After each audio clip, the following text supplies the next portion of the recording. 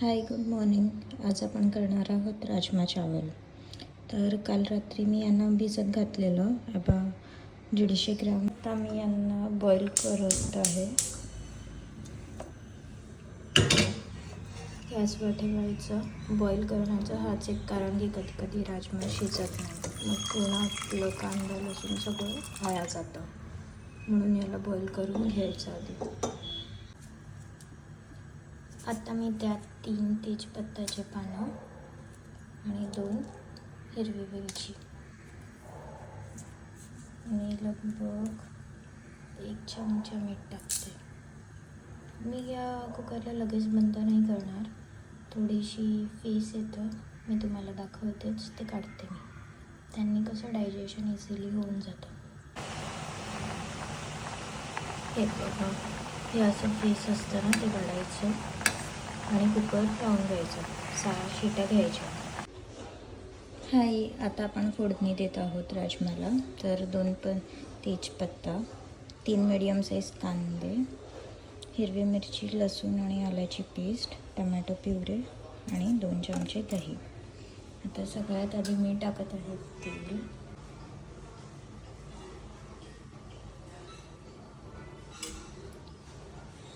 एक आणि अर्धा चमचा लगभग तेल असणार.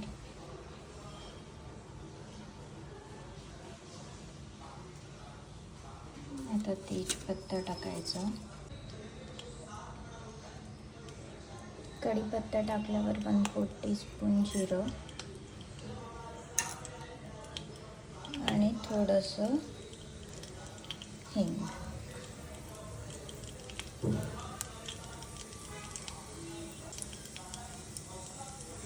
हे छान गरम झाल्यावर आपण टाकणार आहोत 3 मीडियम साईज कापलेले कांदे, कट केलेले.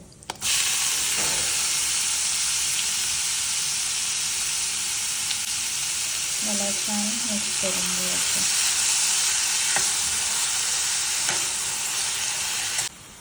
आता आपण टाकणार आहोत 3 तिखट लाल मिरच्या घेतलेलं, आलं आणि लसणाची पेस्ट.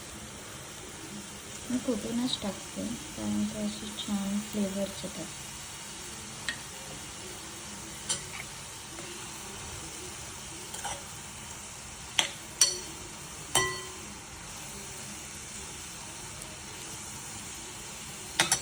तेल कमी टाकलं आहे मी, म्हणून जर तुम्हाला वाटतं हे चिटकतं तर थोडंसं नावासाठी पाणी घालायचं आणि स्टर करत राहायचं.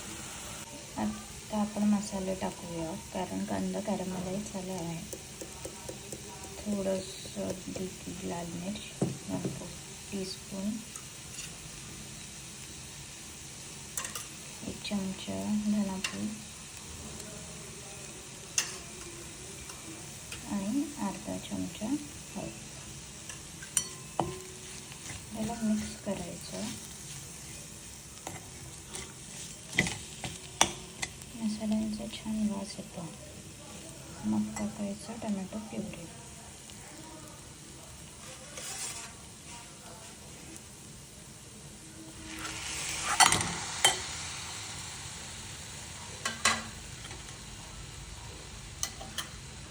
मी 3 टमॅटोचा प्युरी घेतला आहे.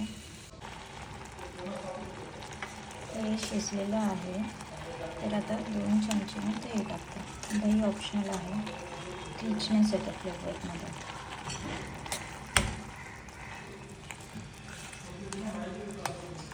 आणि याला फाटलं करायचं.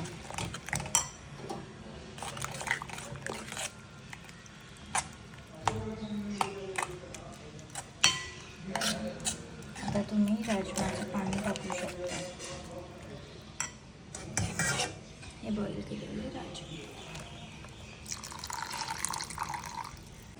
आता याला मी 10 ते 15 मिनटं मंद आचेवर शिजवणार आहे, कारण राजमामध्ये फ्लेवर्स केले पाहिजेत आपले.